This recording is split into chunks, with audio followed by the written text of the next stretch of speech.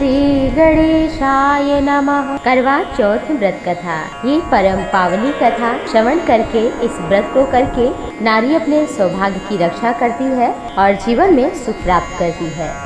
ये वही परम पावनी कथा है जिसे भगवान शिव ने माता पार्वती को और भगवान श्री कृष्ण ने द्रौपदी को सुनाया था। कथा इस प्रकार है। परम रमणीक शुक्र प्रस्थपुर दिल्ली शहर में एक रमेश शर्मा नामक ब्राह्मण थे। बड़े ज्ञानी थे। उनकी पत्नी का था नाम लीलावती और उनके महापराक्रमी 7 पुत्र और संपूर्ण लक्षणों से युक्त वीरवती नाम की एक कन्या थी। उनकी आंखें नीलकमल के समान, मुख चंद्रमा के समान।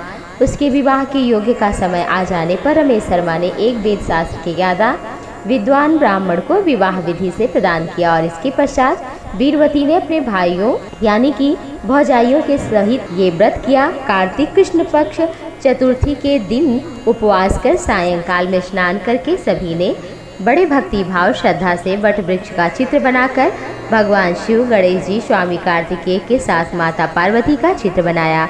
ओम नमः शिवाय इस मंत्र से धूप, दीप, गंध, पुष्प और अक्षत आदि से गौरी का पूजन किया। फिर भगवान शिव, गणेश जी, सडानन का अलग अलग पूजन करती हुई पकवान, अक्षत तथा दीपक से युक्त करवा और गेहूँ गुड़ से बने पकवान, फल, भोज्य पदार्थ इत्यादि अर्पण करके अर्घ देने से के बाद में चंद्रोदय की प्रतीक्षा करने के पश्चात अर्घ दिया। इसी बीच में जो वीरवती थी वो बहुत भूख से पीड़ित होकर पृथ्वी पर गिर पड़ी। उसके भाई रुदन करने लगे और एक भाई तो बड़ा चिंतातुर हो गया।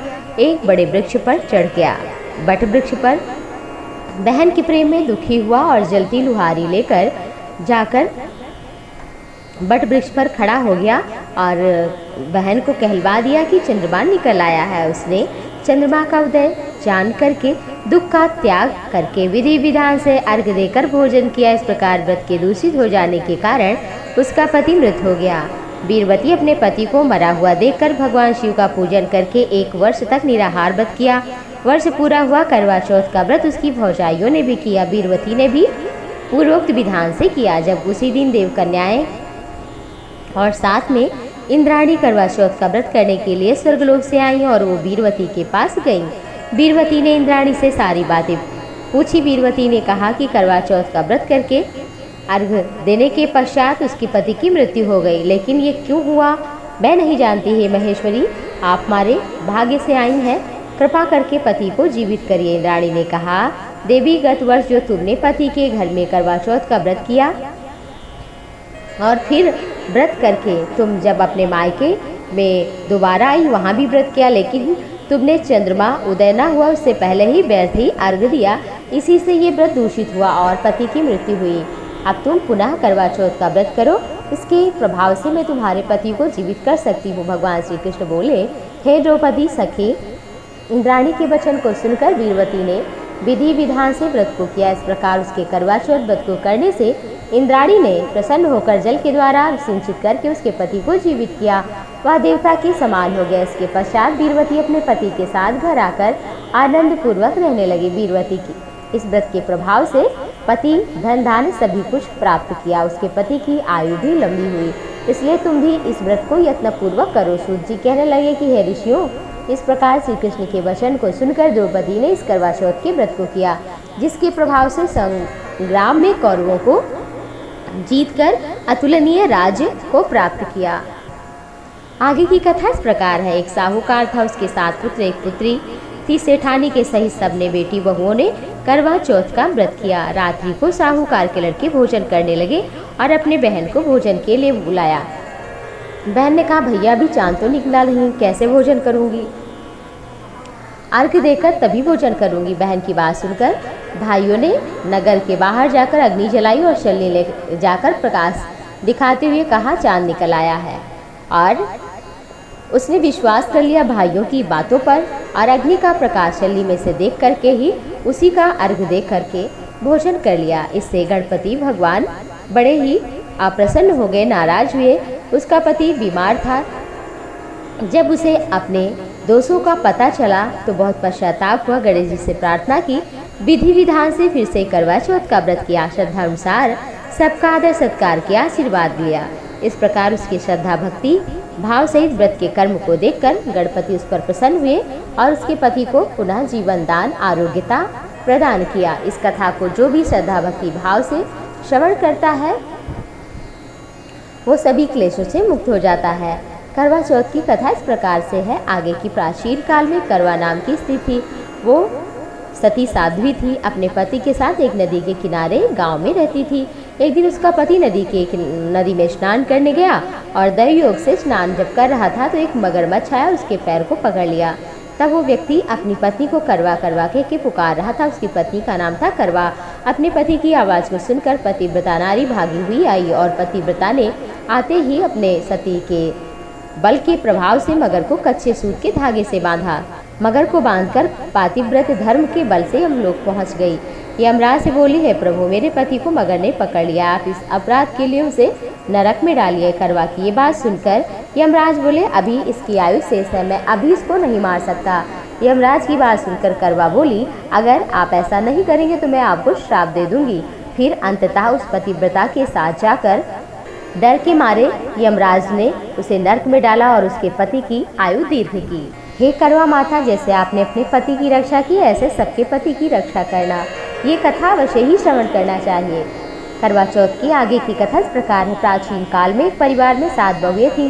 6 बहुएं बहुत अमीर घर की थीं। उनका बड़ा सम्मान था। 7वीं के मायके में कोई नहीं था।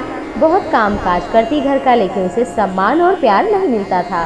तंग अलग करते थे। त्योहारों पर हर किसी के मायके से कुछ न कुछ आता तो उसे ताने दिए जाते थे। बड़ी दुखी होती। एक दिन वो घर से निकल पड़ी। खरी खोटी सुनकर वो दुखी थी, जंगल गई, वहाँ रो रही थी। वहीं पास में एक नाग देवता रहते थे बिल में। उनका रोना सुना तो नाग देवता बाहर निकल कर आए और रोने का कारण पूछने लगे।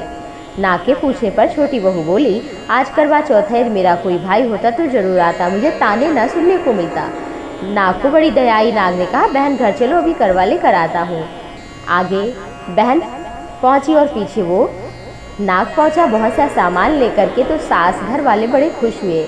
नाग देवता बहू को फिर अपने साथ महल में ले आए और कहा, जब तक मन करे आराम से रहो, यहाँ कोई कमी नहीं है, लेकिन एक बात याद रखना, सामने की दांत कभी मत खोलना। बहू बहुत दिनों तक महल में आराम से रहती रही। लेकिन एक दिन जब महल में कोई नहीं था तो उसने नाद उठाकर देखा तो बहुत से छोटे छोटे सांप के बच्चे इधर उधर भागने लगे। घबरा कर उसने नाद ढक दी और एक सांप की पूंछ नाद के नीचे आने से कट गई। कुछ देर बाद नाग जब महल में आया तो बहू ने सब बात बताई। गलती के लिए क्षमा भी मांगा। नाग ने क्षमा भी किया। कुछ दिनों बाद छोटी बहू ने ससुराल जाने की इच्छा प्रकट की। नाग देवता ने बहुत सा सोना चांदी इत्यादि सामान देकर विदा किया। अब तो ससुराल वाले इतना धन देकर के बड़ा ही सम्मान करने लगे। लेकिन जिस सांप की पूंछ कटी थी सभी उसे पूंछ कटा कहते थे। एक दिन परेशान होकर अपनी माँ से पूछने लगा कि कैसे कटी मेरी पूंछ। तो माँ ने कहा, छोटी बहू, नाद उठाने और घबराहट में रखने के कारण ऐसा हुआ। सांप बोला, मैं उससे बदला जरूर लूँगा। माँ ने बहुत समझाया पर वह न माना। एक दिन मौका पाकर छोटी बहू के घर में घुस गया और काटने को सोचने लगा। तभी उसे बहस करने की आवाज़ सुनाई देने लगी। छोटी बहू कसम खा रही थी। सास से कह रही थी, मैंने ऐसा कोई कार्य नहीं किया, मैं कसम खाती हूँ, मुझे पुचकटे भाई से प्यारा कोई नहीं है, मैं उसी भाई की कसम खा रही हूँ। पुचकटे ने सोचा कि ये मुझे इतना प्यार करती है और मैं उसे काटने आया हूँ, ऐसी प्यारी बहन से बदला कैसे लूँ। चुपचाप घर चला गया। तभी से पुचकटा अपनी बहन छोटी बहू के लिए प्रतिवर्ष चौथ के दिन करवा लेकर जाता और बहन बड़े प्यार से करवा चौथ का व्रत करती थी। इस प्रकार जो भी इस करवा चौथ के व्रत को करता है, पढ़ता है, सुनता है, जो भी नारी, उसके पति की आयु लंबी होती है। इस दिन बड़ों को प्रणाम अवश्य ही करना चाहिए। श्रद्धा भक्ति भाव से प्रभु का स्मरण करते हुए ईर्ष्या द्वेष इत्यादि को त्याग कर इस व्रत को अवश्य ही करना चाहिए। ऐसा करने से भगवान की कृपा मिलती है और उसके जीवन में सुख शांति, पति का प्रेम बना रहता है। लेकिन इस दिन पति को भी पत्नी को छोटा तोहफा ही सही अपनी तरफ से अवश्य ही देना चाहिए और उसे अपने जीवन में अर्धांगिनी आधे अंग के समान प्रेम करने का वचन भी देना चाहिए, जिससे उसके घर में खुशियाँ बनी रहे। आइए श्रवण करते हैं गणेश भगवान की और करवा माता की आरती। जय गणेश जय गणेश जय गणेश देवा, माता जकी पार्वती पिता महादेवा, माता जकी पार्वती पिता महादेवा। पान चढ़े फूल चढ़े और चढ़े मेवा, लड्डुअन का भोग लगे संत करे सेवा। जय गणेश जय गणेश जय गणेश देवा, माता जकी पार्वती पिता महादेवा। एक दंत दयावंत चार भुजाधारी, माथे सिंदूर सोहे मूस की सवारी। अंधन को आँख दे कोढ़िन को काया, बांझन को पुत्र दे निर्धन को माया। जय गणेश जय गणेश जय गणेश देवा, माता जकी पार्वती पिता महादेवा। हार चढ़े फल चढ़े और चढ़े मेवा, शूर श्याम शरण आए सफल की जय सेवा। जय गणेश जय गणेश जय गणेश देवा, माता जकी पार्वती पिता महादेवा। दीनन की लाज रखो शंभु सुतवारी, कामना को पूरा करो जग बलिहारी। जय गणेश जय गणेश जय गणेश देवा, माता जकी पार्वती पिता महादेवा, माता जकी पार्वती पिता महादेवा। ओम जय करवा मैया, माता जय करवा मैया। जो व्रत करे तुम्हारा पार करो नैया। ओम जय करवा मैया, सब जग की हो माता तुम हो रुद्राणी। यस तुम्हारा गावत जग के नर नारी।